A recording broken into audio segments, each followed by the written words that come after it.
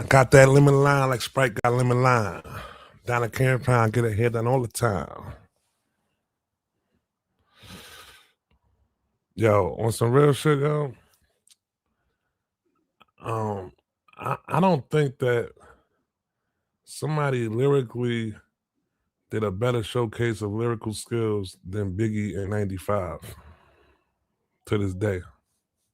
To this day. Like for real.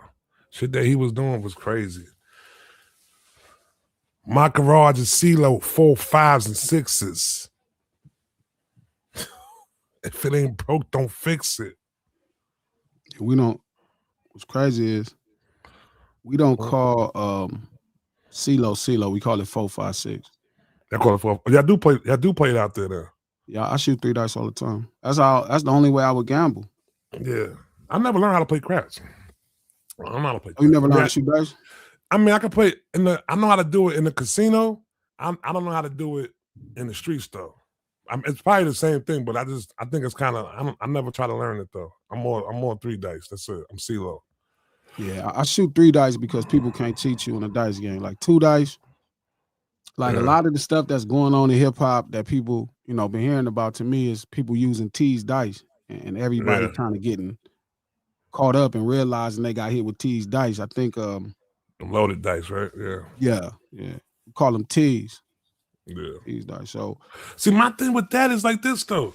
So like what you let somebody come to the game and only roll their own dice? I mean, like so you can't really like somebody that's really good. Like shout out to switch them out. I had a couple homies from Baby Low. Yeah, they could palm a dice. Like that used to be cold. Even I watched some of my young homies. My little young homies used to be bullshit like with the dice. Yeah. I ain't gonna hold you, man. Yeah, I understand that because you cannot go to the G spot with your own dice. Cause the G spot work that shit the same way they work at the casino. They got the whole big old table. They sliding the dice over to you, all that like that. Like I can't imagine somebody picking the dice up and then I don't know. Yeah, that's easy. If you see somebody that really work their hands, bro, they know what they doing. Nah, that's a fact. That's a fact. I realized some things over the weekend, like I usually do. I don't know if I should be sharing a space with everybody. I mean, I think I talked about this Friday, but genuinely, like in the pursuit of content, people feel like they could share a space with anybody. Yeah. And I thought about it over the weekend, like, man, I gotta really start thinking, should I even be talking to this person? Yeah. Oddly, I have a lot to protect. Like, if my goal is to really provide some level of pushback and gatekeeping for hip hop, it starts with some of the decisions I make as well. You know what I mean? Like, we were talking about it earlier this morning, just about decisions we make as far as taking care of people that can't take care of themselves the correct way. Do you feel like that's a burden that we should have? Taking on responsibilities of somebody that can't take care of them themselves? Yeah. Like could you be, and this is gonna hurt you personally because you from Queens and you might have to make a decision against people that you like. But are you really pro-black if you understand you preying on somebody's weakness, even if that's not your intention, but you know somebody's intention is, somebody's weakness is that? And see, to me, this is my opinion, right? It's like, that's why I stopped selling drugs. Like people ask me all the time, like, I don't regret being from the 7, feel me, shooting the motherfucker, fighting the motherfucker, because usually them motherfuckers had it coming. Like it's never a thing that's happening to somebody because they don't deserve it. They did something to deserve it. But selling drugs is the one thing I've regretted. Because I feel like I know people kind of can't look after themselves. I understand people really, at this point, I understand addiction. People can't take care of themselves.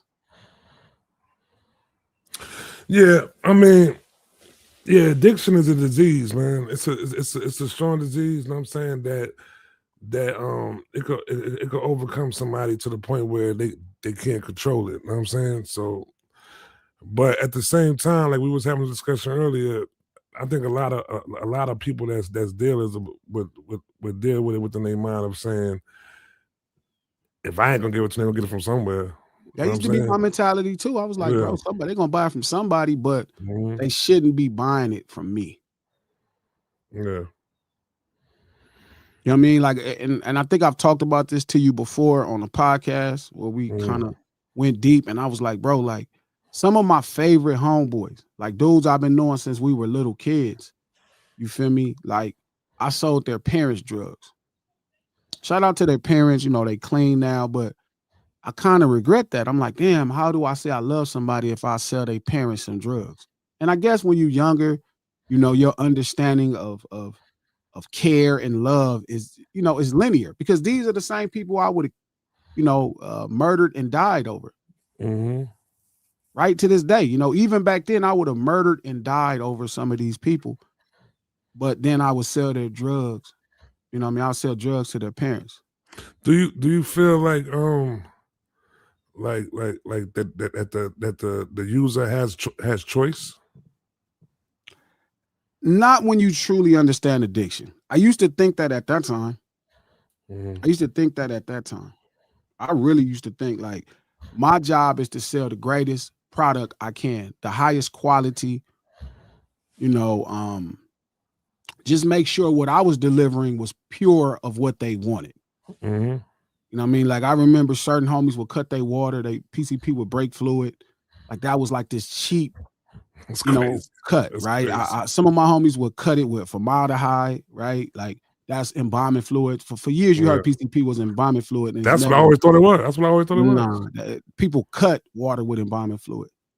They cut PCP with embalming fluid. It's not embalming fluid, but the true cut is androxanol ether. Yeah. Ether. That's what, yeah. So that's what, so ether is actually PCP. No, it's a cut. It's a cut, okay. It's a cut. It's used for some other stuff. But that used to be how I carry myself upright, right? Like, oh yeah, well, I'm only gonna sell the exact thing that they wanted. You know, like I'm not finna try to, you know, use a cheap substitute to try to make more money. That's kind of how I looked at myself. Like, okay, at least I'm selling them exactly what they're asking me for. I'm not being a chicken shit nigga trying to stretch the money. Yeah. But then as God kind of put it on my heart, like, man, you kind of got to care for these people. And I'll never forget, like it was somebody that was pregnant and I sold them some drugs. And that's the first day I realized like there was no way possible some healthy mind would actually endanger their offsprings. That was the day that kind of my spirit about it changed. Like I didn't decide I wasn't gonna stop hustling, but I was like, oh nah, these people, they're not being able to control themselves. Because no sober mom would endanger the kid. You know what I mean? No sane mother would endanger their kid. So I just remember feeling that way. And then every move I made after that, right, became like I almost self-sabotage. I like to believe that was the God inside of me ruining everything that I had built with selling PCP. Like, yeah, my spirit start revolting against my physical body, because I swear to God, like when it came to selling PCP, like my spirit started revolting against my mind and my physical body. Like, bro, you are fucking up. This ain't right. And that day became the day that I no longer really profited. So I'm about to ask, so did you have another form of income before you stopped doing it though? Or did you just say, yo, I'm not doing this no more and I'm willing to not make no money and just stop doing this? No, I didn't have another plan. I didn't have another plan. You feel me? I didn't really have another plan. But you did tell me you had another plan though. No. Wasn't that, didn't you get into rapping? Yeah, but that took your last bit of money, right? Took your last bit of money and got into rapping, right? Yeah, but it was a little bit crazier, right? So that day that happened, right? And then my spirit started revolting against my physical body and my mind completely. right? I kept still hustling, but everything was going wrong. Like everything went wrong. Things that had never went wrong. Yeah. Like I would get arrested for selling PCP. Like I got so many 13 541s, probably like 7 of them, right? Which is possession of controlled substance for sale. Is that a felony, or is it start as a misdemeanor? It's felony. It's a felony off top. Yeah. And I used to get arrested because the police, I used to have kind of, I would like to say an arrogant attitude. Like an arrogant attitude. And so the police knew who I was and I knew who they was, feel me? And it was like their job was to catch me and my job was to get away with it. Like I didn't have this disdain for the police. Like I kind of looked at it like this is a competition. Your job is to catch me. My job is to not get caught.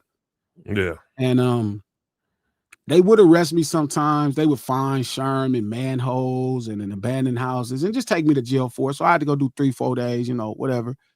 They would give me a DA reject, whatever, go in there, fight, chill out, whatever I had to do to deal with it, because I wasn't going to even bail out. I mean, I'm like, I'm not giving y'all this money. At that time, when I would bail out of jail because I didn't own property, I would have to pay the 10%, right? So if the bail was $30,000, I'd have spent $3,000, and then I would need a house, right? So I had to pay that person $1,000 to use their house just to bail out on the DA reject. So it got to the point where I stopped even trying to bail out of jail. I'll just wait on the DA reject. Yeah. Fast forward back to that day when that shit happened.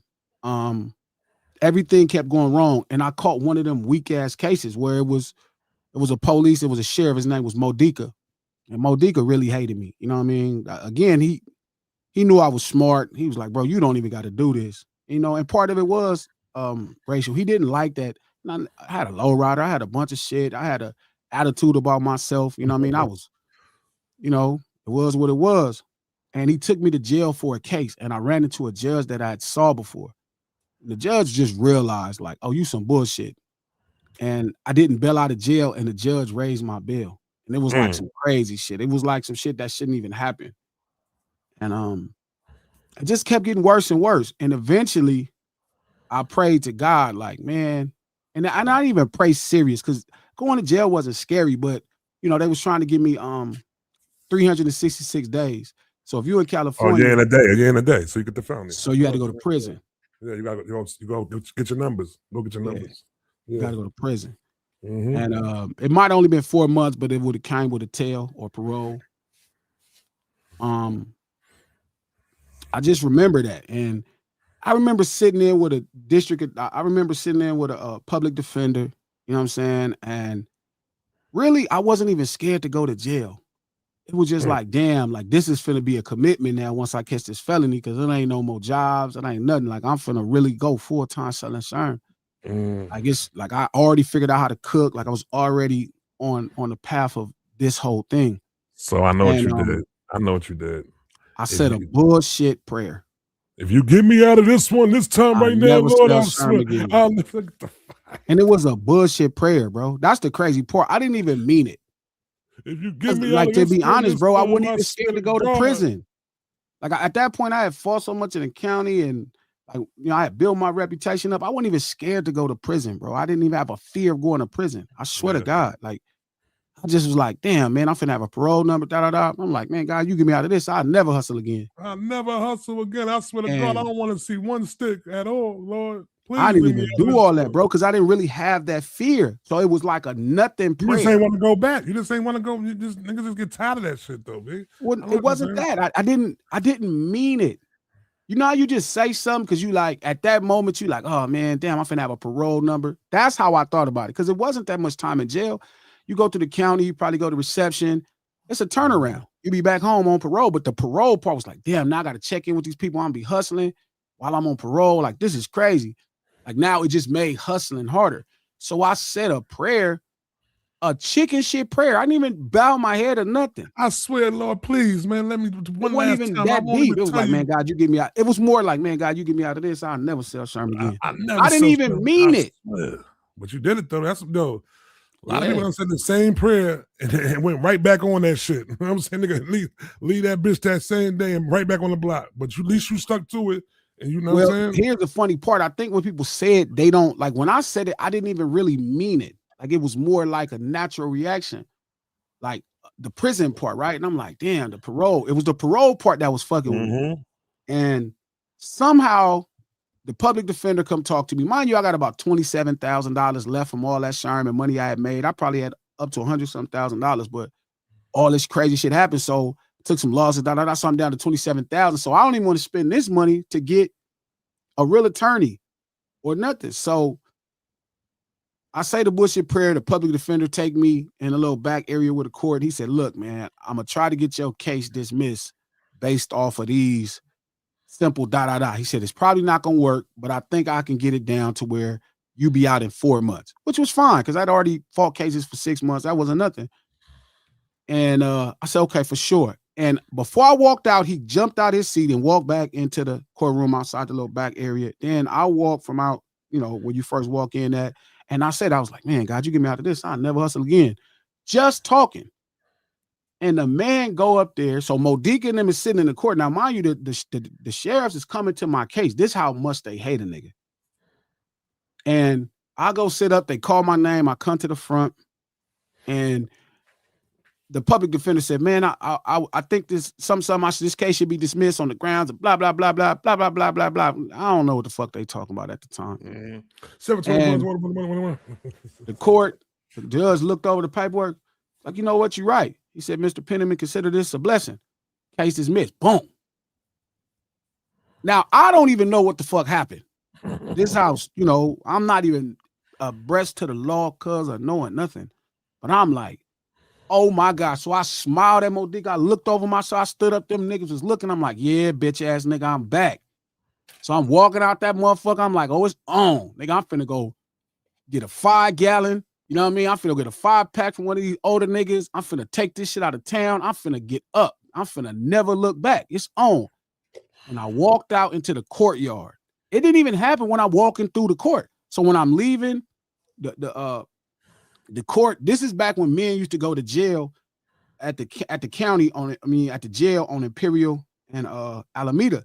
I'm walking out that courtroom, and soon as I got under the sun, all I heard, cuz, was, you better not. You said if I got you out of this, you'll never hustle again. Well, you heard him. Swear to God. No lie. Swear to God. What's what LOC stand for again? Lie to Christ. LOC. So, so, and I remember getting in the car and being so fucked up. Like, what am I going to do now? You know what I'm saying? What am I going to do now? Like, I didn't have no idea. I had this bullshit job that I got listening to my older homie Pluck as a way to like this was going to fool the police. We got low riders and all kind of money and shit. And we got these bullshit ass fake jobs and shit. You know what I'm saying? That really, so now I got to try to live off this fake ass job. This job is fucked up. You know what I mean? Forgive me, shout out to the company. I'm not shitting on you. I'm just saying I would have never been able to live on that without hustling. Like that was bullshit money. Them little checks was nothing. Now I'm gonna have to pay rent off these checks. Yeah. And I had already started rapping, and I remember thinking, like, one day, like, yo, I'm finna start a record label. That's what it was. I'm finna start a record label. I'm finna make some music, and then this how I'm gonna make a living. That was my only goal. Like, I didn't want to sell PCP no more, so all I asked for God to do in this business was to make it to where I didn't have to sell PCP no more. I didn't even have no plans of platinum, record deals, none of the shit that normal rappers dream about that you hear them talking about. I never had none of them dreams.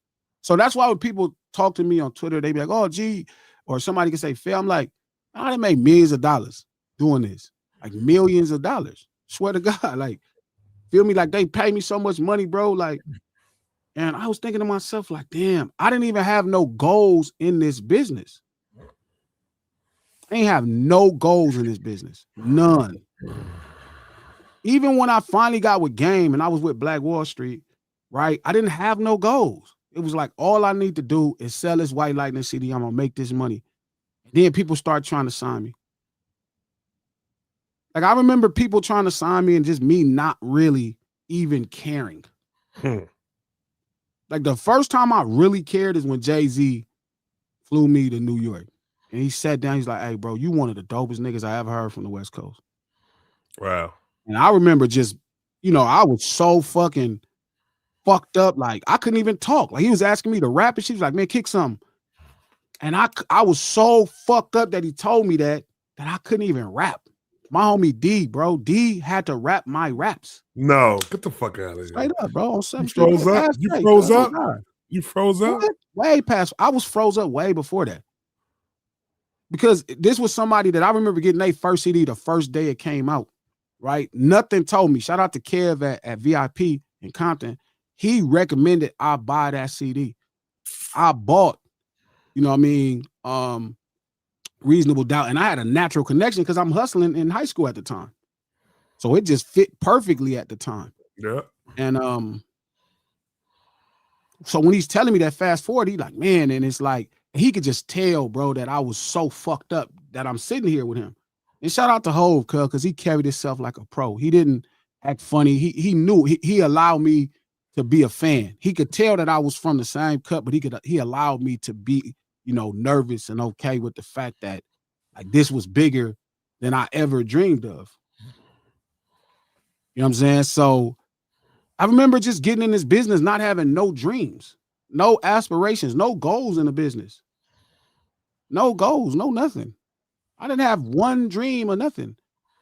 None. Yeah. No Ceilings Live, the lunch hour, every Monday, Wednesday, and Friday, right here, noon, Pacific Standard Time, on No Ceilings by Glasses Malone YouTube page. This week, we start the membership. Wednesday, we have the 10,000 subscriber celebration with coaches here. Y'all see Fatima, get them likes up right now since you're on YouTube. Like this post. Like this page, man. If you're on Twitter, retweet this link. If you're on Facebook, share this post. We do this stream to support the No Ceilings podcast. That's why I started the stream. It wasn't about, trying to stream. It was really just to support the podcast. I didn't have like a good production set up for the podcast. So I made the stream because streams seemed like they were more homey than like podcast designs.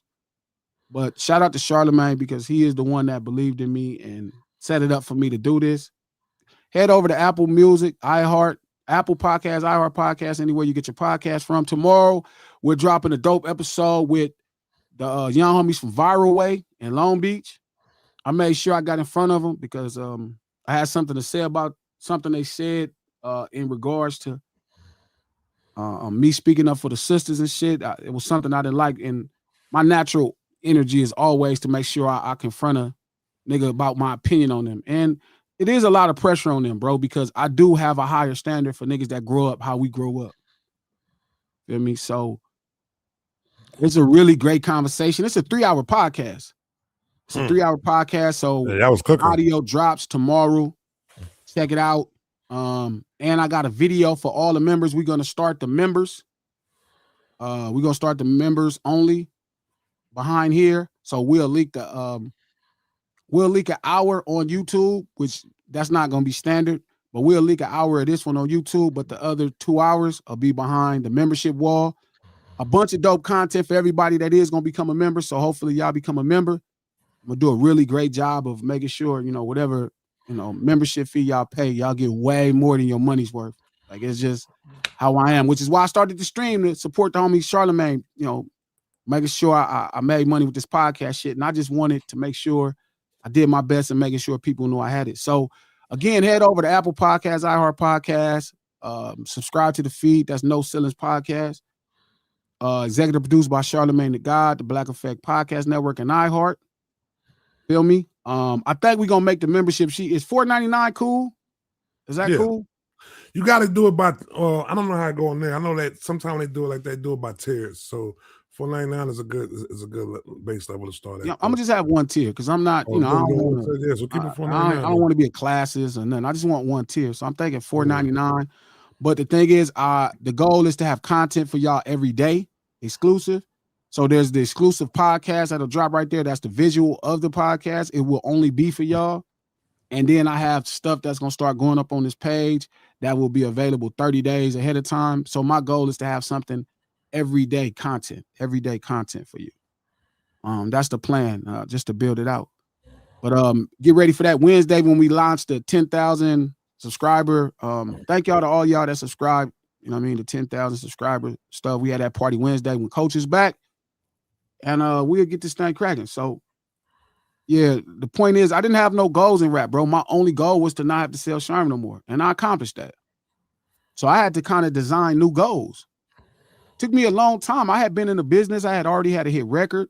I had already had a couple major record deals. I'd already made a couple $1 million. I mean, a couple millions of dollars. I already got quasi famous. I was already traveling around the world. I didn't even start creating goals until 2012, and I didn't really reach a true goal until 2019, 2020. Yeah, that price is monthly. Yep, Kai, it's monthly. So yeah, selling drugs was different. You know what I mean? It really showed me that like we're here. Like some of us are tasked to protect other people. And I got to take that role and responsibility a lot more serious. You know what I mean? I had to come, you know what I mean? Like I had to take that role a lot more serious. And if it meant sacrificing some of my own personal desires, it's solid. It's solid, you know what I'm saying? But yeah, I think we're gonna do $4.99. My goal is to create content for y'all every day. Keep having y'all with exclusive. Again, the podcast video will be exclusive only there because my goal is to make y'all go to the audio to support the audio portion. But for the members, I definitely want y'all to have something that's exclusive. And my goal is to also keep making exclusive content, even exclusive films and different things. Like so you're a content creator now. I get it. No, I'm a substance creator. A substance creator. Okay. You just don't want to hold that. You don't want to hold that title, huh? You just don't want to hold that title, huh? Well, okay. I mean, because if I was a content creator, I believe genuinely I have to kind of play by content creation rules. No, you don't. You do. What rules are those? Do whatever for content. COE. We all we got. Content's all we got. Content's all we got. Content's all we got. COE.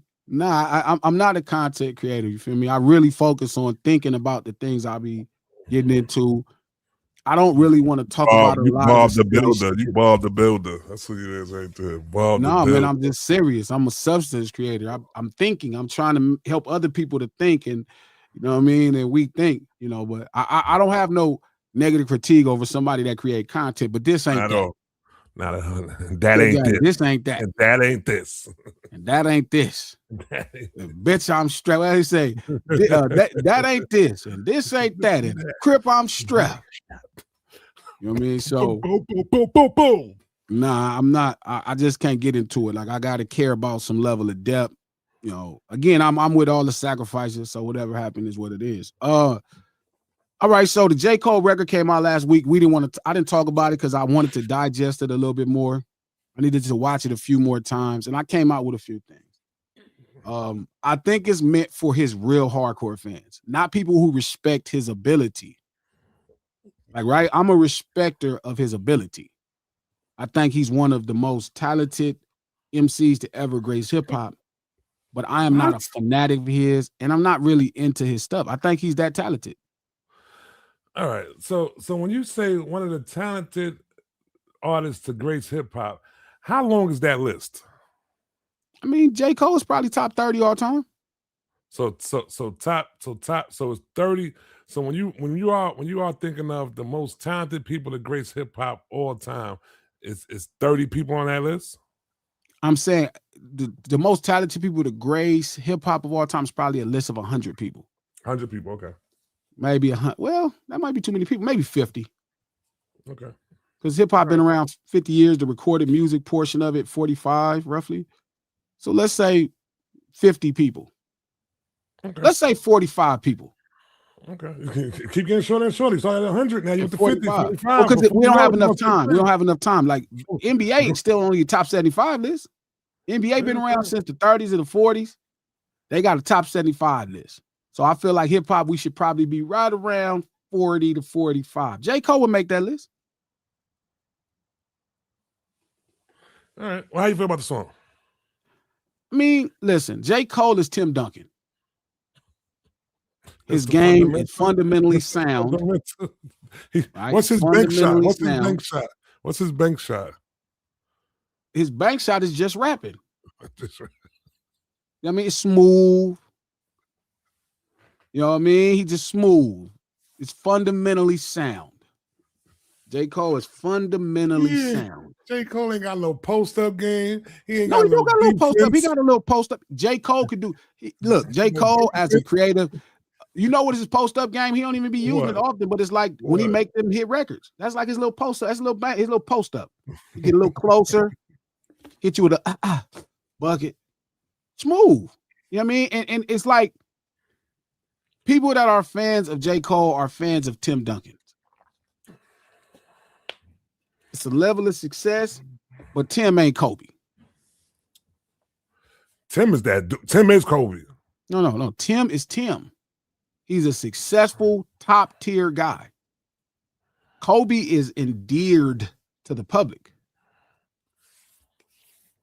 You know what I'm saying? Like niggas ain't endeared to Tim Duncan. Like, niggas ain't getting Tim Duncan tattoos and shit.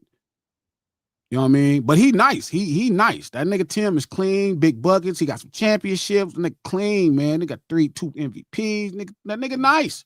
She got the But same amount of. That's J. Cole. So when I listen to J. Cole rap, when I listen to J. Cole rap, I hear a fundamentally sound MC and record maker.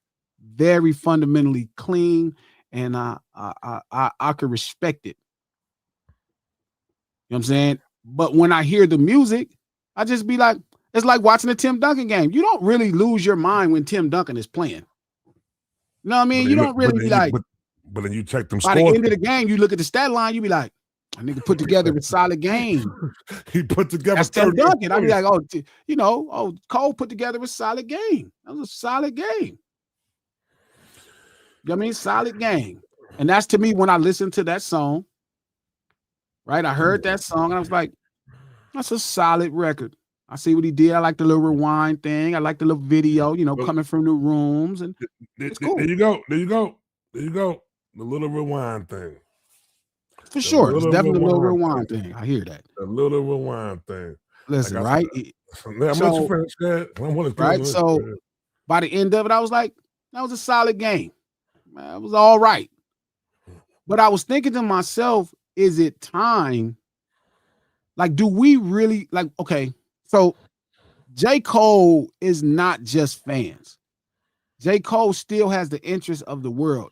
And to be honest, now me, because I am not a J. Cole fanatic,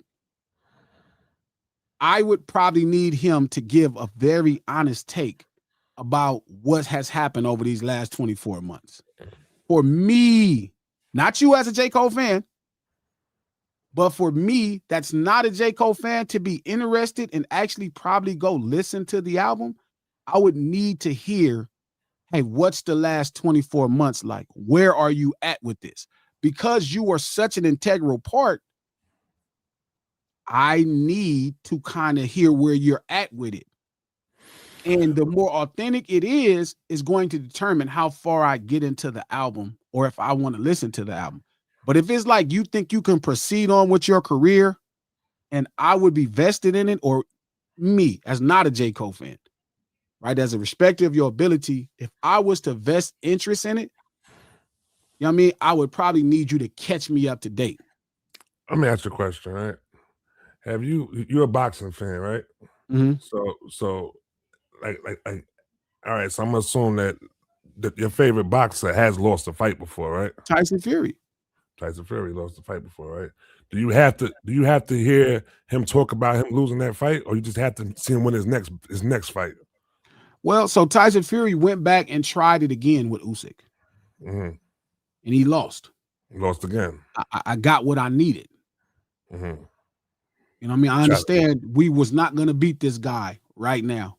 Mm-hmm. But if he would have lost that close fight and just moved on with his career, you wouldn't have accepted that? It would have made it hard for me to be into his next fight. But also, I'm a fan of Tyson Fury. Like Tank, I didn't care about who Tank is going to fight next if he doesn't fight against the guy that I felt like, here is the story of your career. Here's the story of your career, right? This is the story of your career. Like, I kind of need closure about it.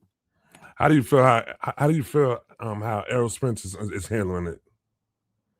I think Errol Spence is fine. I think Errol Spence is kind of letting his body heal up. People forget he was in a really tragic car accident.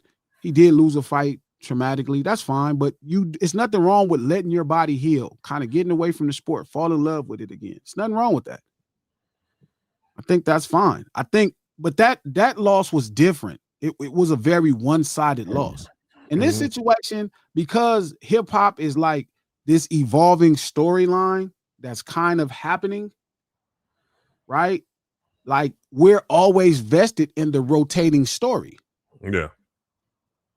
And here is a story that's probably the greatest story ever told in hip hop 24 months ago. But see, I feel like when it comes to Cole part in this story, I think it basically goes, all right, bro, you need to close that book. Don't forget the chapters. Chapter's over, the book is over.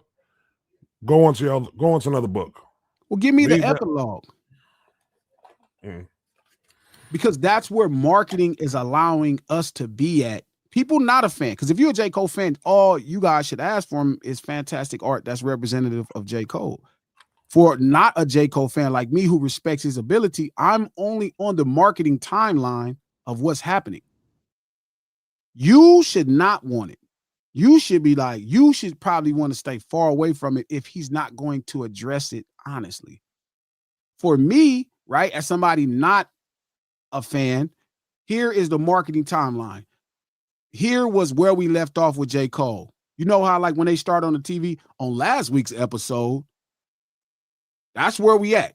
Last week's episode was Port Antonio, where it didn't come across authentic. He brought it up on Port Antonio, though. But it didn't come across authentic. And I think I do demand authenticity from J. Cole because I have always believed him. That's the one thing. Like, I've always believed him. That was the first time I was like, nigga, you lying. So I would like, because as somebody that's not a fan of J. Cole, but respects his ability, I would expect the same thing I've always respected of him. This authentic expression of where he's at based off of the marketing timeline, off the story timeline. So here in the story timeline, give us the real version, right? Us that are not fans, give us the real version of where you are at with it. And then I can move forward with you. But I cannot move forward with you. Like, I did listen to the song, but honestly, I'm not interested. And I don't really care what happens with the fall off. Like, I'm probably not going to listen to it right now. Like I told y'all up on this stream, if y'all been tuning into this stream, I told y'all this was all a play 4 months ago. You know what I'm saying? This whole rollout for this Fall Off album has been going on for the past 8 years. You know what I'm saying? This isn't nothing that just started that he lost the battle or whatever happened within the battle. Now he goes, y'all fell off. No, he was planning this.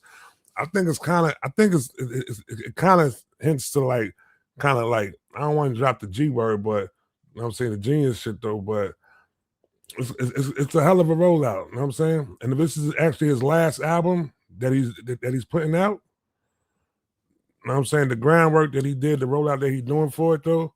Because who would have thought, like when I was hearing him say he was dropping an album called The Fall Off, I'm like, how's he gonna do that? But that was Kanye. Kanye created that kind of 4-album respect and rollout. But bro, it's called A Fall Off though, bro, and you actually fell off. But I don't think he fell off. He did.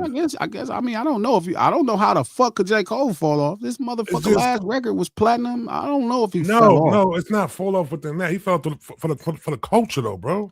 You mean he's out of people? You mean he's out of people's good graces? Exactly. Yeah, that's a fall off. I don't know if I would call that a fall. I mean, I guess that's cool. But what I'm saying is, here's the marketing. Here's the marketing storyline arc. Mm-hmm. Here's the marketing storyline arc. Here's what you left us with. Right? And then you just come out of nowhere with this idea that don't fit the marketing storyline arc. It's like you're trying to take, huh? Talking about the song? Yeah, the song. I'm gonna speak on that in a second too, though. But go ahead, finish what you're saying. I'm saying I would believe the natural progression, right, is to stay with the marketing, right? Stay with the arc, even if you address it in the most J. Cole way. What can he say though, bro? Tell us the truth. What do you feel like the truth? What do you feel like the truth is? It's not what do I feel like the truth. I'm here for the truth. You want to hear the truth. So you're not assuming what the truth is. You want to hear him say. Yeah, because I don't have any idea. Like I'm don't get me wrong. Obviously, I'm tied in. I heard a million things, but I don't think I really believe any of that. I'm actually waiting on him to tell us the truth. But when I heard Port Antonio, that for sure wasn't the truth. So what if the truth comes out that he lined Drake up that shit that happened to Drake? Long as it's authentic, I will believe it. He lined Drake up. Long as it's authentic, I will believe it. He lined him up. He was ready. He wanted him out of there too. He was. I just want the truth because you guys have had the marketing arc of the world. Like, here's the arc. We're still like, I get it. There are a lot of people that are tired of talking about this rap battle, the greatest battle in rap music history. Right? I get it. Some of y'all are tired. None of us. I don't give a. Listen, I am not tired. Like, this is a thing of lore. It's like a war. It's like imagine being tired of talking about Martin Luther King or World War II or Independence Day, right? Which is the Revolutionary War. No, I'm not tired of talking about it. I enjoy hearing the angles, the ideas. People could say that they're tired of it though, but like when you saying that, Hov and Nas shit went on for a minute, B. Yeah. And this is way more, this is way bigger and more intriguing. More songs, all that more shit. More people, more angles. Look, the marketing arc is there. Now, I'm not saying you need this to market your shit, Jay. That's not what I'm saying. I'm saying for a person like me, to be interested. And again, I'm not your target base because the guys that love you and the women that love you, bro, they love you. You could do whatever you're going to do and they're going to love you. But for the Glasses Malone type of guy who's not a fan but respects what you do, your brand to me has been authenticity. Your brand has been addressing the moment. Nigga, we are still in the moment when it comes to you. So this album drops and he mentions nothing about the battle, nothing about Kendrick, nothing about Drake, and nothing like that. You'll be highly disappointed then. I'm not even going to get to the album. If he don't mention it in a song before the album comes out, if there's not a record there, I'm not diving into the album. For what? Yeah. I mean, I would have to be a fan of you. I just feel like there's nothing he could say though, bro. It's an epilogue. Close it out for us. Yeah, it's not. Yo, I apologize, yo, because this. No. I'm not saying apology. He already apologized, but give us where you at. Where's you at with it? Yeah, where are you at with this? Where are you at with these people? Where are you at with this? Where are you at with all of this? Sure, in theory, you're over, right? That's probably why you don't want to talk about it. But guess what? Unfortunately, you are a part of one of the greatest things to ever happen in art. Sorry. You interjected yourself in this shit. You dropped when that first song came out, when Like That came out, you could have just walked right past it. You could have never, and nobody would have cared what your opinion was. Nobody would have cared. Nigga, you put out a whole project with 2 diss records on it. And then you double back a couple hours later, 48 hours later, talking about you sorry. And then even how you said you sorry didn't really feel authentic. It felt more like marketing. And I'm like, just give us the real you. And it makes me question who he is completely. Like, wait a minute, has it ever been authenticity? You know what I mean? Like, damn, is this what you've been doing the whole time? Like, it's always been kind of controlled, controlled perspective. Like, I hate when people try to control their narrative too much. You know what I mean, bro? Let the narrative flow, dog. Let it just play out. Every now and then it's cool. Like to me, like it's the same with like LeBron James. Like it's too much effort to control narrative, and it comes across like, you know what I mean, too like, you know, like what are you really protecting? His image. But I'm saying let your image be you. Like, bro, ever since this dumbass shit happened, checking this motherfucking white man about this ignorant shit, motherfuckers be bringing up tweets and shit, man. I'm not a nigga. That's me, nigga. I'm not apologizing to you niggas for some shit I thought. The hell is wrong with y'all? Like, and in their mind, they feel like they gonna tell me how to be a man. Like, nigga, y'all crazy. The hell is wrong with y'all, nigga? Y'all, I'm the motherfucking low. Fool. This is not no act. At all. When I'm sitting right here, when I'm tweeting my thoughts, I don't give a fuck if it's out of context. Fuck y'all. So I expect the same authenticity from him. I was looking at this clip on somebody's page the other day, and it was with the homie, rest in peace, right? It was with Nip, and he was cussing the TMZ lady out. Like, I'm from 6-0 Crip. Like, what are you talking? I'm from 6-0 Crip first. That's really who we are at our core. Like, and we don't care what you see us as. You know what I mean? I am me. I'm not your hero. I'm not none of that, bro. I am Glasses. And I'm not mad at nobody. That could be why they're so successful, but also eventually you're gonna have to be real sometimes. And all we asking for, or at least all I'm asking for, is the same thing that I bought from you. I bought that you were real. When I first met him, bro, he felt real. Watching his career, it felt real. So now I'm asking you to be real, and you know that real life don't demand that this is how you would handle it. You know what I mean? So it's not no thing. His fans are going to support him no matter what. But for the rest of us, feel me? I guess we looking for the epilogue. We looking for how you close a story authentically. Well, I think, it's not gonna be disappointment because not a fan of, like you said though, but I think that I don't think that he's gonna mention it at all. Tell you the truth. I'm not mad. I just won't know. Like if you don't actually kind of catch me up, if I don't feel the authenticity coming away from it, you know what I mean? Like if I don't feel like when I'm going into it, it's like, because it already could feel contrived. Mm-hmm. Like I'm not in the business of finding new great music. I'm way too busy going back listening to old great music. Mm-hmm.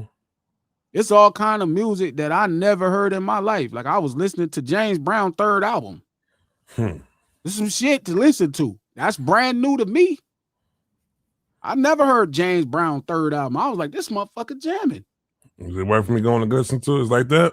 What? Like that? Yeah. Bro, I be just going back listening to Marvin Gaye's fourth album. Like, you know how much dope shit is out there that I never heard? I don't gotta look in the future. When I was young, I looked in the future. As I get older and grow up, I'm 46, man. I'll go back and listen to Luther Vandross's fifth album. But the only thing is that is the reason why I'm checking for it though is because I know the pressure's on them. You know what I'm saying? But and also you're a cold fan. Yeah, I mean, to the fan, to the term, the way you use it. No, I'm not a fan. I'm not a fanatic for Cole. No, I'm not a fanatic for Cole like that. Like I've never been. I respected Cole for the, you know what I'm saying, his handle the way he is, but I'm not like, it's just as much as I'm a Tim Duncan fan. You know what I'm saying? Like that. I respect his abilities. I respect what he can do. You know what I'm saying? But it's like, I'm not like, nah, it's not like that. What do you think of the song? All right, but the song, I feel like I said it on Friday. I'm strict. I'm always for a bite. I can't stand a biting ass MC, yo. You know what I'm saying? And I feel like that was some biting ass shit. You know what I'm saying? Really? You didn't top what that man did. You know what I'm saying? You really didn't top that all. Biting? Not inspired? Man. Nah, man, that shit biting, B. Leave that shit alone. Like I said, if you can't tap into outside right we, you know what I'm saying? If you can't do that when you're doing your rewind, you know what I'm saying? The bullet go back in the gun and goes to shut. You can't do what Nas did on that shit. Leave that shit the fuck alone. Stop. No, I'm saying don't do that right there. You definitely let Nas down, B. I don't care. You know what I'm saying? So he can't be inspired and do something in the vein of Nas? Do something else. Don't do that, bro. You know what I'm saying? Don't do that's Nas shit right there, B. That's some shit. Like whenever I talk to people and I go, yo, Nas, one of the illest storytellers. They're like, you know, Nas, like, yo, tell me somebody else that told a story backwards. Now they're gonna talk about J. Cole. Nigga, J. Now Cole. they gonna mention J. Cole now. Get the fuck out of here. Oh, J. Cole did it. Oh, man, nigga, come on. You don't get out of here with that shit, yo. That's why I'm tight right there, B. Come on, bro. Like, come on, bro. Nigga, yo, J. Cole did it, yo. No, he didn't, bro. That man said, do I? That's most. Yo, this nigga Nas literally was saying, me kiss. No. Yo, he was going crazy. Like Nas was going crazy on that shit. That man ain't go crazy on that shit like that, B. Like, come on, bro. It's so obvious that you did. I inspired. I get it. I'm sorry. You know what? All right, I'm in. Because that is fair. Bro. That is bro. Like, that is the one thing y'all use on me when we talk about I say that storyteller. You know I say that shit all the time, bro. Or Nas. Y'all be like, gee, Nas is way better than Scarface. I'm like, nigga, no, he ain't got no. Nigga, he told the story backwards. Oh, okay. You know I drop that shit all the time, G. Now niggas gonna be like, J. Cole did too. J. Cole did it too. Get the fuck out of here. All right, I'm riding. I'm riding. You pissed me off with that shit. Pissed me off with that shit. Or and listen, I'm been giving him a lot of grace though. So I'm gonna like even like within the whole like after the apology, like I was like, yeah, but then I was like, you know what? He ain't want to mud wrestle, so he stepped to the side. You know what I'm saying? I understood that. You know what I'm saying? But come on, bro. Like you gotta, yeah, bro. You know what I'm saying? So, but I'm definitely checking for the album though. You know what I'm saying? I feel like I said though, I feel like this album has been in the makings for 8 years. You know what I'm saying? Like he wants to put together a perfect album right now. Even though they said that it was some songs that Drake was on, it was some songs that Kendrick was on that I heard he had to remove from the album now. Yeah, I saw that and as a marketing, see this is what bothers me about Cole, right? It's like this is now I'm starting to doubt everything that I bought from you. Mm-hmm. Like, mind you, remember, I'm just discovering that that he's been playing. You've been playing the fence in the middle of this situation. You on songs where he dissing a homie and you know he dissing a homie. Mm-hmm. I remember that was something I discovered. So I was always buying this authenticity from him. But now it's like, I'm not sure. And I guess for me to be vested in the next project, I need you to actually really be authentic. Yeah. I'm going to demand it at this point. They saying this might be his last album. What you think of that though? You think he pulling a black album, or you think he's gonna really pack it up? I'm not buying none of the marketing. I'm only accepting one thing because this is where you at in your character arc. Now you don't got it. You don't have to appease me, right? But this is where I'm at in the character arc for you. The character arc say we left off right here with this thing where I'm starting to question everything authentic that you are. Port Antonio, how you handled the battle, everything is in question for me, right? With me respecting your ability, right? Because with me respecting you as an artist, and then you kind of come back and everything that you did is starting to look funny in the light. Yeah. Everything you did is starting to look funny in the light.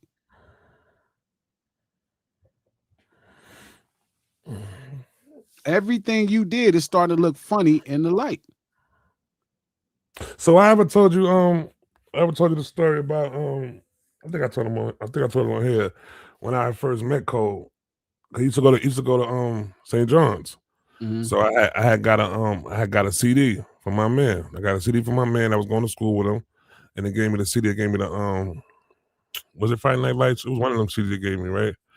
And I heard the CD, and on the first one, he did the Dead President joint, right? This is on guard right now, right? He did the Dead President joint. When I heard Dead President, one of my favorite songs by Hov. I feel like it's an untouchable beat. So weeks go by, I actually meet J. Cole. I meet him at Iguanas. It's like a little dollar bill spot right there, right? And my man like, yo, Trap, this the dude for the CD I gave you, this. You know what I'm saying? know what I'm saying? This J. Cole, you know what I'm saying? It's Cole, it's trap, it's that, this. I'm like, oh, word, what's good, bro? I'm like, yo, that shit is tough, bro. That album, that tape was tough, but I only got one thing to say to you, bro. You know what I'm saying? That Dead President joint, B, if you touch that beat right there, you gotta really go in on that beat, B. You can't half step on that beat, you know what I'm saying? So like, you did your thing, but you kind of like, you know what I'm saying? You gotta really go in. You know that conversation right there had him go back in on that beat again, right? And mention that conversation we had. Mm-hmm. Where he mentioned it like, yo, y'all ran into somebody and they told me this, that, this, so I had to come back and do this beat again. And he did it again. He went crazy though. He did his thing on it.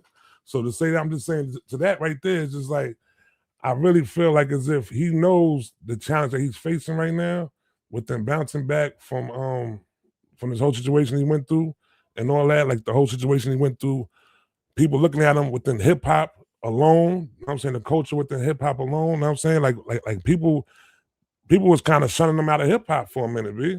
Well, this is the confusion. And shout out to a chat I just saw where a dude said, man, y'all here for the music or who do y'all think you are? Bro, there's a confusion about what being a hip hop artist is. This ain't like every other entertainment sector. I think that's the confusion. You feel me? You think hip hop is like every other entertainment factor, like acting, like films, like R&B. Nah, bro. Hip hop, you are an elected delegate of people. You have a right and are supposed to answer to people. You are supposed to. When somebody's questioning you about something related to music, you are supposed to answer the people. Because you represent them. You don't just get the ability to represent yourself. That's not what this shit is. That's not what this is. So again, as an elected delegate, he should answer his people. Now, me is different. I'm not one of the people that elected him. And he don't have to talk about his positioning over the last 24 months for me because I'm not a supporter. But if it was Scarface, yeah, I'd be on Scarface ass. Because that's the guy that I elected. If it was Snoop, I'd be on dog ass. If it was Kendrick, I'd be on Kendrick's ass. When Kendrick said somebody like, man, I text that nigga, hey, man, what the fuck you mean? The fuck that mean? And I would imagine he would do the same thing to me. Hey, G, what do that mean? It's a confusion that this is just entertainment. Nah, homie, this means more. Hip-hop is special. It ain't like the rest of that shit. No, hip-hop is not about skill or talent or gift. It is about expression. It ain't just about everybody having access. If you can rap, then you hip-hop. It's not. There was no rapping in hip-hop at first. It's not about just a talent, a skill for anybody. It ain't that. This ain't that. That ain't this. And this ain't that. And bitch, I'm strapped. Yeah. So again, for Cole, to me, like, long as his audience is happy, that's his business. That's his business. Now, what I'm talking about is where your positioning is at is with people outside of your fan base, outside of your business. Now, he don't have to, which brings me to the next motherfucker, Kanye West. Brings me to the next one for Kanye West. Y'all got it confused. Y'all keep thinking that y'all got to follow a bunch of other motherfuckers and then they tell you something. Y'all keep thinking success means that they know more than you or they realer than you. I know that and they know that's not true. I just asked Trap. It's obvious that Kanye West sold out. Trap do not want to admit it because then he would have to be a fan of a sellout. The truth is, you know why I'm a fan of Kanye and I'm not a fan of a sellout? Because I always knew this is who the fuck Kanye West was. Before I knew who Kanye West was, I didn't buy the first iteration of Kanye West that y'all bought. When Kanye was acting like this nigga out of Chicago and all of that, I did not buy that shit from him. Them first 3 albums, I done told y'all multiple times on this motherfucking stream. I said the first iteration of Kanye, I like the music, but I didn't buy the brand. I didn't buy the person. The reason, Steve, I don't feel he sell out is because I thought the first person was a lie. This always was him. He just fooled y'all. He just fooled y'all.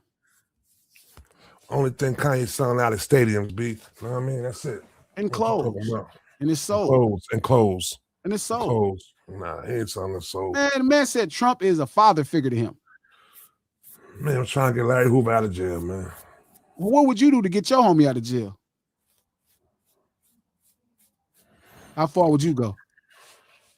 You tell somebody white man he a father figure?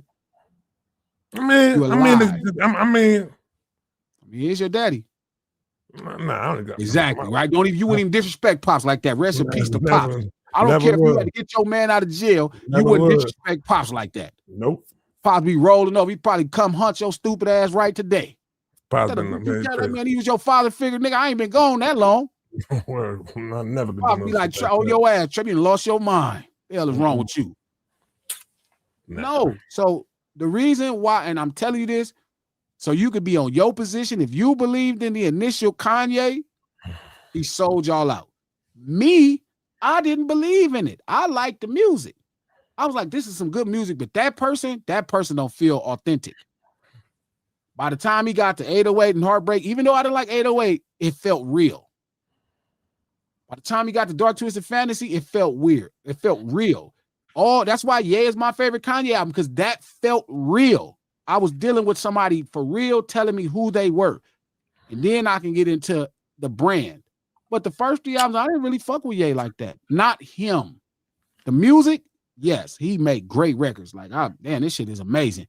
But the brand, man, please. I wouldn't fuck with Kanye at that time, the person. But all of y'all who were messing with Kanye, the person, and y'all thought that was him, he sold y'all out. So I'm trying to make Trap admit it. I ain't gonna admit none of that, man. I told you already. That man ain't no sellout, man. That man do it for his peoples, man. So you don't think it's odd that he was talking about how his dream woman was Marilyn Monroe? That's his preference. Is that really his preference? I guess so. He like hoes. Feel like that? He like hoes. There's no black selling himself out. Promiscuous woman he could like? He's selling himself out. You don't remember how he used to just sensationalize white men, like Walt Disney, Ralph Lauren. That ain't Ralph that's though. Odd that a Chicago dude. That ain't Ralph though. You don't think that's odd that Carl Canai, like he was like, he gonna sit on Carl Canai and be like, it's not Ralph Lauren? That ain't Ralph though. Why is it wrong? Why can't we just admit that he's just a sellout and you love him still? Because it's been so. Is there something wrong with liking a sellout? I mean, it's something wrong with you selling out, but is there something wrong with liking a sellout? You tell me. I probably like a sellout or two. Is it cool to root for a loser? Yes. People root for the Clippers all the time. Only Billy Crystal. No, people love the Clippers. And I ain't no other Clippers fan. There's a diehard Clippers fan other than Billy Crystal. That's it. That's the only one I know of. Listen, I think we all like one sellout or two. Mm-mm. I think we all like one sellout or two. When Kanye dropped this Bully album, gonna be back on board, B. We back on board. You gonna be on the sold out shows. But I don't think that he would ever not have success because he's a talented person. I'm saying, but what does that change with the fact that brand wise he's a sellout? He don't sell out, man. Trap, why can't you just admit it? I'm not gonna admit it. He ain't no sellout, man. He's himself. If him being himself is selling out. I think selling out is when you're not being yourself. No, selling out is when you're not being with people. Like, remember when Jay-Z, he didn't say, I'm not black, I am myself. He said, I'm not black, I'm OJ. Okay. So OJ was just OJ. That's kind of why people considered him a sellout. Yo, real quick before you go any further. Yo, shout out to the line. I didn't even realize I did that when I did that day, B. But they all going crazy with that I'm not black, I'm act shit though. Oh yeah. He was on your ass. He was like, man, that nigga talking about I'm act. I'm like, oh man. I'm not black, I'm act. I'm not black. We might have the search coming soon, B. We might have the search coming soon. I'm not black, I'm act. I'm not black, I'm act. And have him on the He did say that too. He did say slavery was a choice. I was like, fuck. Yeah, he did. Fucking Kanye. Floyd sold out. Floyd is a sellout. See, but Floyd did some other shit. Floyd no, they do the same shit. Floyd saying living in small hats and shit like that. Talking some shit. So whatever white man you pick is fine. I'm just saying Floyd sold out. I like Floyd. He'll sell out, but I like him.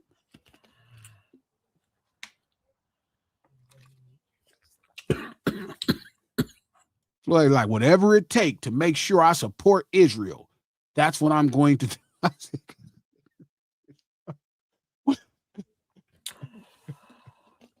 I was like, I cried so hard laughing. I said, boy, one thing a nigga gonna do is sell you out. He like, I'm one of them. People sell out, bro. We all like sellouts. Some of them we all like okay, sellouts. cool. It's crazy. Huh? I said we all like sellouts. It's crazy. Because sellouts really, for the most part, they're selling out to get to some money. Or at least that's the concept. Floyd a sellout. Remember when Floyd did this shit with the Gucci shit? Which part of it? Remember when I think something was going on with them, like people was trying to band together and stop when Gucci because like some advertisement happened or something like that. That's what it is, Doomer. When you put money over people, you'll sell out. Yeah. Over your people. I agree with that. When has Kanye did that?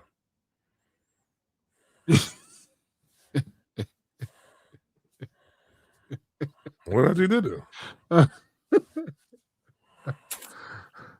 Listen, my opinion is Kanye is not a sellout. Kanye always thought he was just Kanye. He just lied to y'all to get in y'all good graces. That's just what I think. Let me ask you this thing. I think, and it's crazy because I think Jay-Z always knew it. That's why he wasn't in no rush to put out the music. He like, man, this little sellout nigga ain't finna work. Dame's like, man, a lot of the world is, I can hear Dame articulating it right now. Man, a lot of these young dudes are sellouts, man. These dudes ain't like us. They didn't grow up where we grew up at. They not like us. Jay like, man, this motherfucker don't even. I can hear Jay thinking right now, how we gonna make this work? I can hear Jay right now saying how we gonna make this work. And Dame like, man, I'm telling you, this where the world at right now. They need it.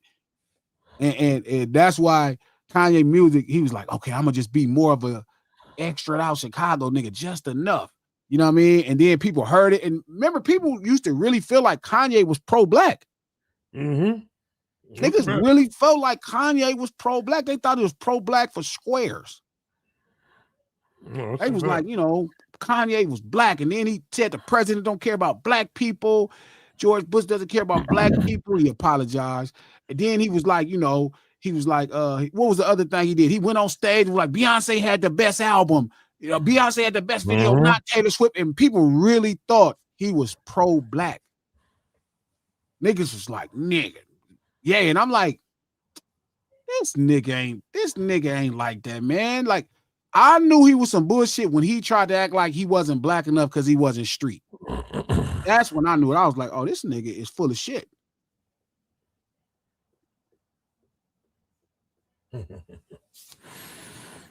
Yeah. Then I remember hearing all these little things, and I remember he was talking about Marilyn Monroe, and he was getting all googly-eyed. I'm like, why would a motherfucker look up to Marilyn Monroe? Ooh, like, I think we all grew up watching television and stuff, so we all kind of saw white women every now and then. For most black people, it was Topanga.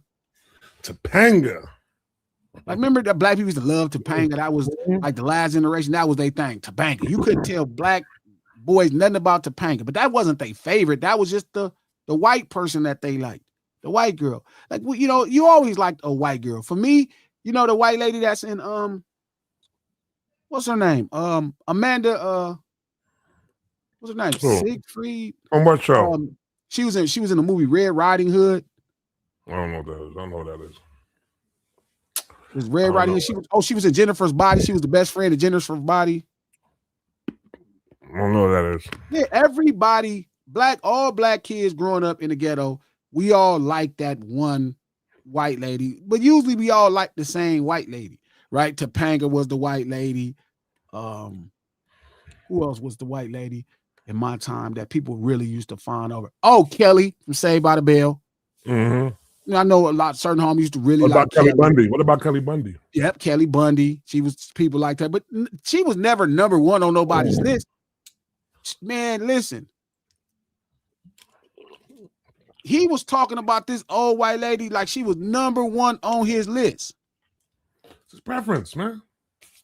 But you don't think that's weird? How would that be this old white lady be your preference? Mm-hmm. That's what he like. But you don't think it's weird that he like white people a bit too much?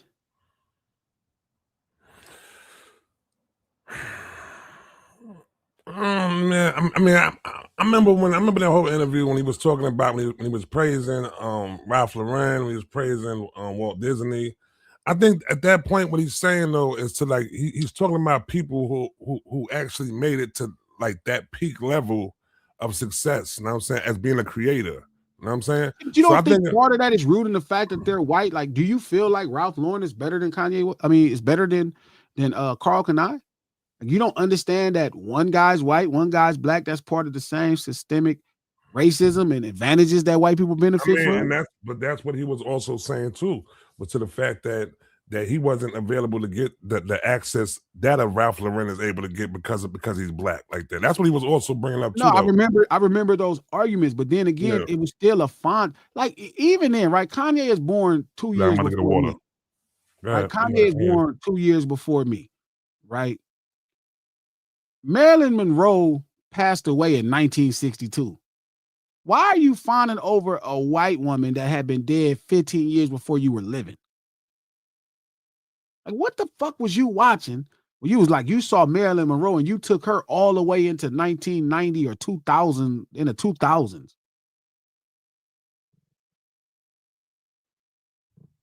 No, you know what I mean? I don't know. I don't know. I don't think he ever really sold y'all out. I always thought this is who he was. And I think he lied to kind of get ingratiated with y'all and kind of presented himself as a little bit more rooted in street urban culture and certain black values, right? Because I do think, obviously, he's a black man. His father's a black man. But he's had a different obsession with white people for a long time. And now it's manifesting into all of these crazy things, right? Where it's like, now you're making songs trying to, praising a person that murdered millions and millions and millions and millions of people. And then the people that are playing the song are people like who enjoy the song Hail Hitler, are people who don't like black people. That's just weird to me. I don't know. I don't know what he was going through when he was in that bag and doing that music right there. I'm gonna put that on mental illness right there. There's nothing wrong with Kanye. This is who Kanye is. You don't feel like he goes through manic episodes? No. Oh no, he definitely does. Why would a manic episode manifest into a song saying Hail Hitler?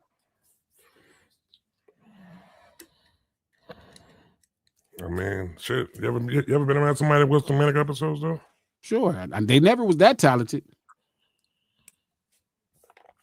I'm gonna be having some thoughts in their mind, be take over the world type shit.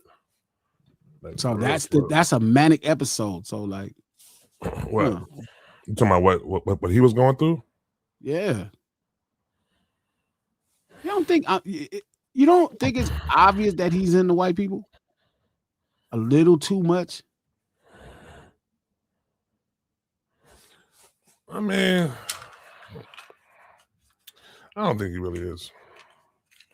I think that he's who. All right, so who would you say to put somebody on the board, right? As like saying like, all right, I want to reach that status right there. Who do you feel like he should have put on the board? Like, you know what I'm saying, like towards his goals, the way he wanted to reach to. Look, there's nothing wrong with saying, hey, I want to sell as many clothes. I want to I want to do the same numbers Ralph Lauren are doing. But to downgrade Carl Kanye and act like Ralph Lauren. Did he downgrade Carl Kanye then? That's what the conversation was. Yeah, he says not Ralph though. It's not Ralph. Oh, they brought up Carl Kanye, and that's what he said. It's not Ralph. I didn't know he did that. Oh, yeah, that's whack. That was whack. But like, I get the concept of, hey, you know what? I want to succeed at this level. But it's something that Trill. Shout out to Trill, because Trill always says this. What's that? Black people don't respect the black dollar enough. Yeah. Trill will say some things that legit blow my mind. That's why I love the Gatekeepers podcast, right? Because he's going to say some things that's going to make me think. And that is true. Like, we have abandoned the black dollar completely. Like, the black dollar don't mean nothing. If it's not white dollar, it don't matter.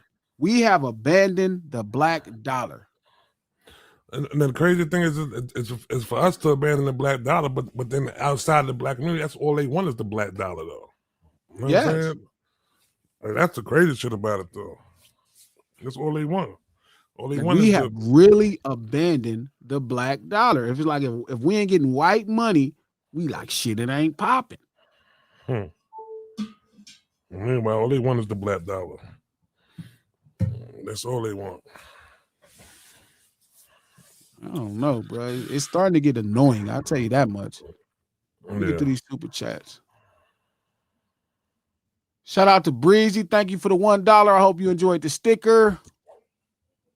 Breezy, what's up? Thank you for the $2. Compassion doesn't require self-sacrifice. Compassion doesn't require self-sacrifice. No. I wouldn't say it requires self-sacrifice. Not at all. Not compassion. Love for sure requires self-sacrifice, but not compassion. Shout out to Natasha. Thank you for the $100 check dollars. Thank you, Glasses, Trap, and the Lunch Table Chat for all your prayers from the last episode. What up, My dad is really sick, and I will leave the Czech Republic to go back home, South Africa next week. Hope your pops get better, Natasha. Good things. Safe travels. Tell pops I said what up. Yes. Hope pops Shout out to Chubby. What up, Chubby? Thank you for the $2. What you think about Adam and Sauce Walker boxing? I think Sauce box. I hope Adam knows that. Like, I know, Sauce is not like a big guy, but I think Sauce actually boxes. I think Adam should probably do a little bit of research. I think Sauce actually throw hands. Like, I think I saw him in a boxing ring, training and sparring. So they setting up a celebrity match or something like that? I know Adam has a celebrity match against somebody, but I don't really get into it. But I think Sauce fights. Sauce actually like he's a boxer. He got a song with Rocky on his album, Rocky album. That shit is tough. Yeah, I like Sauce a lot, though. Yeah. Just crazy as a motherfucker, but he don't. Shout out to Breezy. Thank you for the $5. Let the people of North Carolina enjoy the album, because other than him, all they have is PD Pablo. No PD Pablo. North Carolina, come on, raise up. Hey, that was my version of North Carolina, the baby and PD Pablo. Twisting around your head was like a helicopter. Hey, I love PD Pablo. I hate that he don't even put out enough music now. His voice was so dope. Freak alike. Hey, Tasha. Shakisha, LaRonda. Hey, freak alike. I love Pete, bro. Pete was hard, dog. His voice was fire. Yeah. Shout out to K-Way. Thank you for the $20. I'm more disappointed with Cole than anyone. The character of an artist is what moves me to listen and support. Cole throws rocks and hides his hand. Unwarranted disses to Diggy Simmons, No Name, K-Dot, Hove, Wale. The jig is up. That's a fact, K-Way. Yeah, I guess that's where I'm at with it. But I always say that to Trap. Like, I don't just have a desire to dive into people's albums. Like, I'll listen to your song. Feel me? If maybe if the song is good, but for the most part, I'll just enjoy the song. But who you are as a person determines if I'm going to give you an hour of my time to listen to an album. Shout out to John. Thank you for the $5. Respect the art form speaks louder than any words. TDE Punch. Shout out to Lunch Table. Man, facts. Shout out to K-Way. Thank you for the $2. By the way, ASAP album is solid. I know I'm going to let Trap close out this stream talking about that album because I haven't heard it yet. That's a prime example. Like I haven't really listened to A$AP Rocky's album because it was just no reason yet. But Trap did, so we're gonna let Trap talk about it. Shout out to Cream Apocalypse. Thank you for the $5. Can you still be hip hop if you're a sellout? Let me know, G. Some hip hop sellouts. Sure. Yeah. People sell out the culture all the time. I just think it's bad when we can't admit it. Like, we don't have to be, like, if you're a fanatic of somebody, it's okay to admit they be selling out shit. I just, people feel like they favorite artists need to be above reproach. It's odd. I don't know what that's about. Shout out to John. Thank you for the $5. I wonder if Floyd managed to read one whole page of Harry Potter's book. Y'all ain't shit. Y'all ain't shit at all. Shout out to Big Red. Thank you for the $5. What you think of Drake's most authentic album? Not necessarily his best album, but the one that feels automatically Aubrey. Not one. It's hard, bro, because I don't think you listen to pop music in pursuit of authenticity. Like, I don't think I've ever heard a Madonna album or Michael Jackson album and was worried about, oh man, is this the real version of them? Hey, just make the good songs. When I go to pop, just make the good songs. But I don't feel like that about any Drake song. I wouldn't even know what the most authentic Drake song would be. I don't think I've ever pursued him for authenticity when I listen to his songs. My favorite Drake song is probably going to be The Fakest Song. Yeah, Nonstop. Nonstop is probably my favorite Drake song, and I think he don't mean half of nothing in that record. You know what I mean? I don't think he mean none of that shit. Bodies hit the floor. Like, bodies are not hitting the floor. I just flipped the switch. He did not flip a switch. I don't know nobody else that's doing this. Everybody's doing this. Bodies start to drop. No, they didn't. This a rolling, not a stopwatch. Shit don't never stop. That song, that part, he for sure has a Rolex. One that got the block hot, super hot. No, it don't. You get what I'm saying? Like, I just want my pop artists to make really jamming great records. I don't think I would ever listen to Drake for authenticity. Like, I just wouldn't. Like, I'm not Drake. So none. I mean, at least to me, from the 4 or 5 albums I've heard, I was like, just where's the good songs? I play the album, find the good songs, and jam that. I don't ask from a pop artist. You know what I mean? It's like Lionel Richie, like All Night Long. I don't think Lionel Richie is anywhere all night long. I could be wrong. I'm just saying I don't think Lionel Richie is anywhere all night long. Like, he partying all night. I don't believe it. Lionel Richie seems like he's at home writing ideas like all night long while he's at home before he goes to bed. All night long. You know what I'm saying? Like, I don't expect that from pop artists. Hip hop, I expect authenticity. Drake is not. So just give me the pop jams. That's it. Just Nonstop is my favorite Drake record. I am sure 95% of the things he's saying in that song is just not true. The best honest line is Rolly. This a Rolly, not a stopwatch. Shit don't never stop. That's the most authentic line in that song. So at least I wouldn't. So y'all, that's more of y'all question to ask yourself. If y'all hear him, like, when I hear successful, I'm like, no. When I hear best I ever had, I'm like, no. When I hear all of them songs, Hotline Bling, no. No.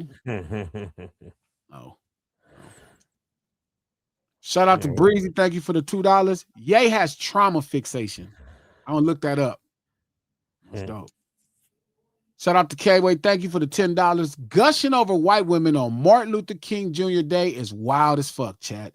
Shout out to Lisa Turtle, Ashley and Hillary Banks, Gina and Pam, Maxine Shaw, attorney at law, Laura Winslow, Myra, Moesha, Maya from Girlfriends Eat. That's what I'm saying. Like, how could you grow up with all these fine ass sisters? Like, this is Holly. Like, Kanye grew up in Holly Berry's 90s, Janet Jackson's 80s. And you was fawning over this dead white lady who had been dead at that point for years. Marilyn Monroe died in like 62. You mean to tell me you saw Janet Jackson like, but she ain't no Marilyn? You saw Janet Jackson. Kanye saw prime Janet Jackson. Prime Janet Jackson. And to my Penny. I'm talking about he saw young Janet Jackson and prime Control. Janet Jackson. Control. He saw Nia Long. You know what I mean? Like, he saw some work. Like 80s and 90s, he saw some work, bro. And you were fawning over Marilyn Monroe. How do you, like, you know what I'm saying? It's preference. Like, it's preference, man. You can't go against his preference, bro. But you don't think that's odd? Like Hillary Banks, he was like, Marilyn? No, you saw that? He was like, Marilyn. Saw them old videos in black and white. He was like, that was the one to have. Like, what? I'm telling you, man, people be telling us who they are because we do not believe them. Even now, the Stacey Dash in this video look funny, knowing now who Stacey Dash is. Now, Stacey Dash was looking good in that video. But ain't that crazy, though? Like, the sister that you kind of popped off and, like, that was a shit is her. Yeah. Now, look at how Stacey Dash act now. Now I'll be like, he probably knew this motherfucker was crazy back then. He knew she was a sellout back then. You know, because Stacey Dash be kind of on some like sellout shit. Like, forgive me, I'm not calling you I don't know your politics. No. You can't. I'm just saying you definitely come across very. She resembles one. In love with white people too. She definitely. I mean, you dyed your skin and shit. You be just, and then you. So even the sister that he had in the video that we was like, because Stacey Dash was one of them sisters, but it's like, even out of all the sisters you picked the one sister that seemed like she tried to assimilate into whiteness. Shout out to Obi. He did have Pamela Anderson and Touch the Sky. You get what I'm saying? Like, he been telling us, I'm not with you niggas like that. Like that, how do you skip all these fine ass sisters and find this older white woman who had passed away 15 years before you was born? Like, how do you skip Janet Jackson in the 80s, Pam Grier in the 80s? You skip young Janet Jackson. I'm talking about control Janet Jackson. You saw control Janet Jackson when you was like 14 or 15, and you was thinking about white lady Marilyn Monroe, who had been passed away at that point for 30 years. Like, that's what you was thinking about, bro. Like, out of all these women, he had prime Hillary Banks. He had young Tatiana Ali. He had Laura Winslow. He won in Maryland. You don't think that's odd? No. What do you want? He did have prime Claire Huxtable. Yeah, Claire Huxtable, man. Prime Claire Huxtable. She fine now. Super fine. She found that well. She look like she's looking like she's 46. You skipped over all that to this lady who had passed away 15 years before you were born. I think Ye is OJ. Nah. He Ye. Yes. He Ye. Ye is OJ. Ye. I'm not black. I'm Kanye. No, that don't hit the same. Okay. That's something else for him. I'm not black. I'm Kanye. He not OJ. He Ye. He not OJ. He Ye. I'm gonna come up with and then so then he marries this one white lady. Then that don't work out. This white lady crazy. Then he marries another white lady. It's his preference, man. Why is preference never a sister? Like, out of all your preferences. All right. So Dope Being Dumb came out on Friday. Great album. I went right to it. As soon as I woke up Friday morning, I tapped right into the album. Messing with it off top. Production is dope. The features is dope. I think he got a song. He got a song with Doche that's a movie. It's a movie. It's called The Robbery. It's a movie. You know what I'm saying? It's a movie. Doche went crazy on it. It's like a rendition. It's like a jazz sample they did. like it's like they scatting on it. Like it's amazing. It's a dope song. They got to do a visual for it. You know what I'm saying? It's that dope. Within hearing the album, now I hear the album. Like I said, they got the features on it. He got Brent Fires on it. He got Doshi on it. He got Tyler the Creator on it. He got who else is featured on it? I don't know if the Ty Dolla $ign song that he had with Playboy Cardi. I don't know if he made the album though, but that's neither here nor there. That song was good though too. And then he went into his alternative bag. You know what I'm saying, which I think was kind of dope though too. You know what I'm saying? You're probably gonna say that's not hip hop and all that, but it was cool though. It's like the one where he had that punk rock screen up there. Yeah, it's like some urban outfit. He actually admitted it was just punk rock, and you still just gonna hold on like it's not. Nah, it's called funk. It's called Funk Rocky. You know what I'm saying? That's it. It's called Funk Rocky. He actually put the funk in it, but he's rapping on it though. So I think that was a dope joint though. It's an urban outfitter, some song Hollister. You know what I'm saying? American Eagle type shit. It's cool. He trying to bring it to that though. So remember what I said in the chat though, right? It was crazy because listening to the album, when I heard Tyler, listen, I think people are gonna stop putting Tyler on their albums though, because when Tyler get on these people's albums, bro, he be showing his ass. And I finally realized, I said, Tyler might actually be the Prince of hip hop, yo. And I mean the artist Prince in every way. You heard my shit the other day? Oh, you don't agree with that? Okay, cool. But I'm gonna explain what I'm saying. Like Prince Nelson. I'm gonna say what I'm saying. No, yeah, Prince, what the dude from Minnesota, dude from Minneapolis, right? You know what I'm saying? The Purple Rain dude. Why I'm saying that is because it's just like it's like what he brings to hip hop is like similar to what Prince was bringing to R&B at the time. You know what I'm saying? It was like something that was like people wouldn't really coin it as being R&B. He did his own thing, which I feel like what Tyler does. I feel like Tyler does his own thing. You know what I'm saying? It's like you can't really like box him in and like or something like that. And then he'll get on the track with you and do what you do, but then you can't do what he do actually though. You know what I'm saying? I feel like that's how he comes across within the hip hop right now when he does these features with people. And then also the whole people don't know if he's straight or gay and shit like that. You know what I'm saying? So it goes along with that too though. That plays a part of it too though. You know what I'm saying? The androgynous. The fact that he keeps saying he's gay. Well, he do say he didn't say he was gay in a long time. That was a minute ago. That was a Funk Flex joint. I mean, listen, I don't know what the man is though, B. I don't know what his preference is. You know what I'm saying? But even though he's telling you he's gay. These niggas be trolls, man.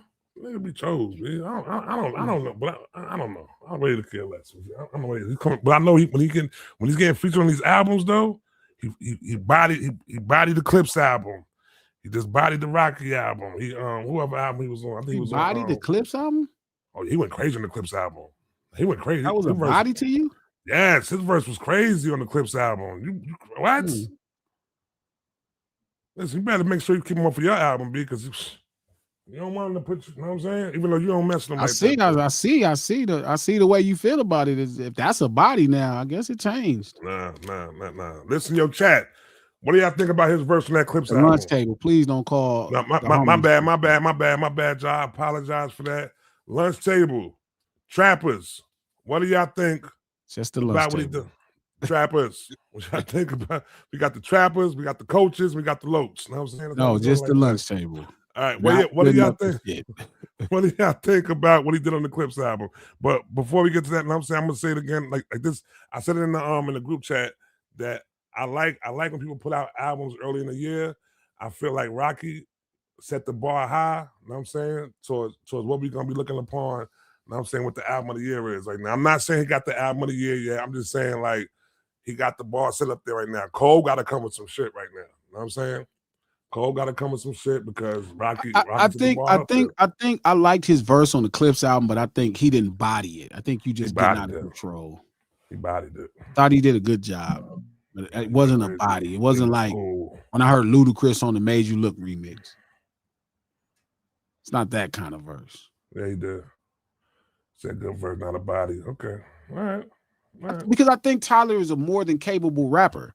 Like, I think he's a fantastic MC. I enjoy his raps. I think he's dope, but you just throwing these words around a little too loose, like body and shit. Like, I'll go listen. It'll be a formidable verse, and you just went crazy. He went crazy. Even Malice said he went crazy. Even Miles was like, yo, he got you. I had to make sure I came back up in there and even us out there right there. He went crazy on that verse, I think B. you're grading on the curve, B. No. Shout out to Breezy. Thank you for the $5. Lionel's Richie solo career was only pushed to the masses because Rick James flipped on the I told you execs. that. I heard that story. Told you that.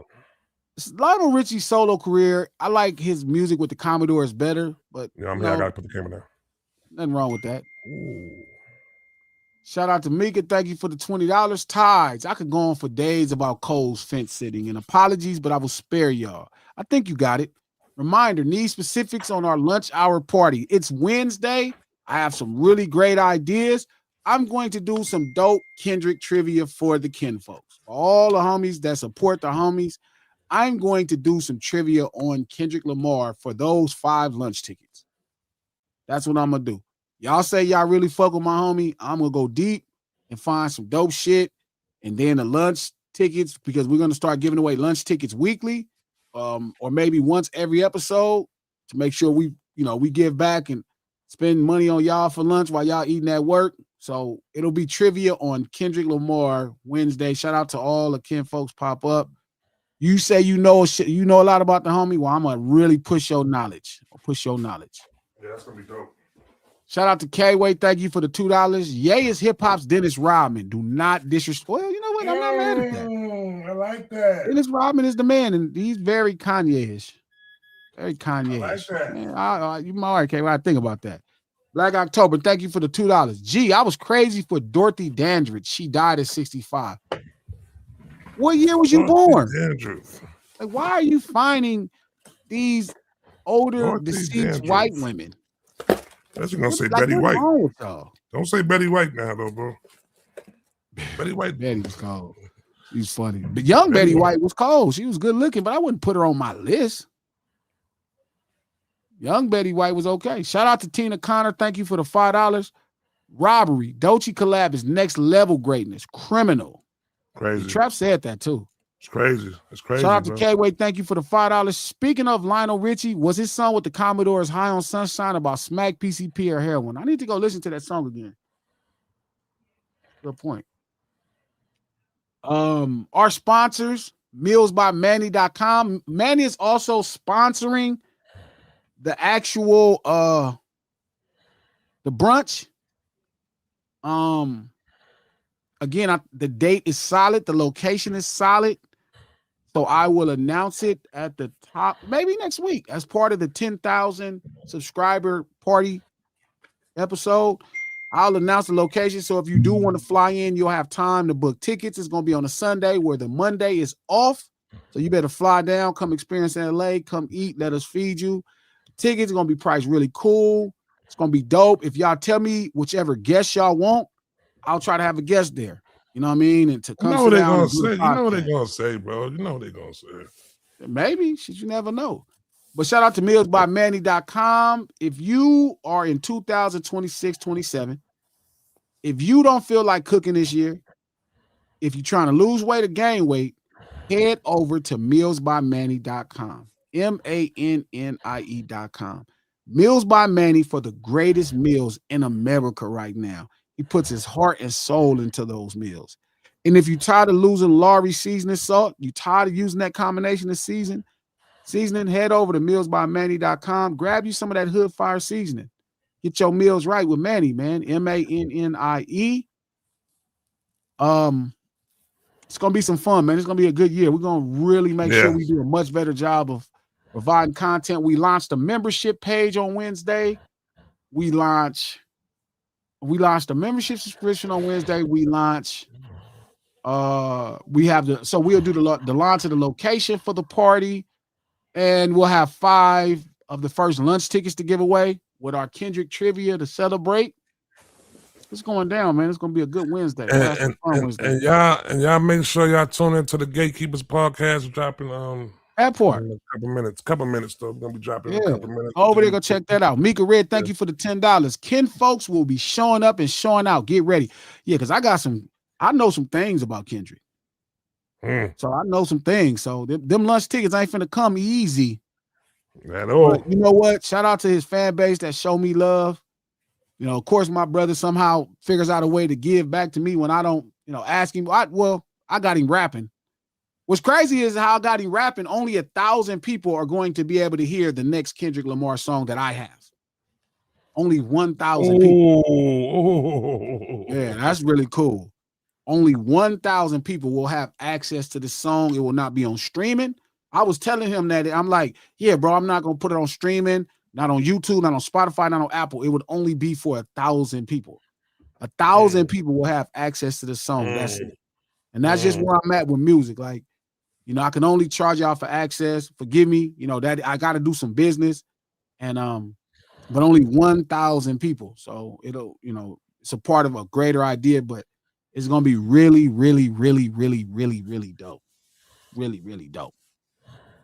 Really dope. So again, No Ceilings Live, the lunch hour, every Monday, Wednesday, and Friday right here, noon Pacific Standard Time at 3 p.m. If you're on the East Coast, I hope we got you through your lunch break. I hope you're ready to go back and get you some money. I hope you focus. Got a few things to think about. Make sure you get up on your Kinfolk Facts for Kendrick Lamar Wednesday, because that's how we're giving away the lunch tickets. If you're on Twitter, retweet this link. You're on Facebook, share this post. YouTube, like it. They keep telling y'all to like it. Shout out to the moderators. Wish, my dog Fatima, Fats, Joey, right? Click that like button before you get up out of here right now. Tell a friend to tell a friend that the lunch hour be going in. We do this stream to support the No Ceilings podcast. Don't forget tomorrow, a podcast drop with the Viral Way Homeboys. It's a great podcast. It's 3 hours long. It'll get you over to Wednesday. It's really deep. A lot of introspective ideas, and we really built something special that we needed to put together. Again, for the members, that video goes live behind the paywall. That's the first video. I got about 5 videos, and I got a bunch of dope shit for y'all. So make sure y'all ready to tap into that. We do this stream to support that podcast. That's dropping tomorrow. You can listen to it on Apple Podcasts, iHeart Podcasts, and anywhere you get your podcasts from. No Ceilings Podcast, executive produced by Charlamagne the God, the Black Effect Podcast Network, and iHeart. We will see y'all Wednesday. Much love. Easy.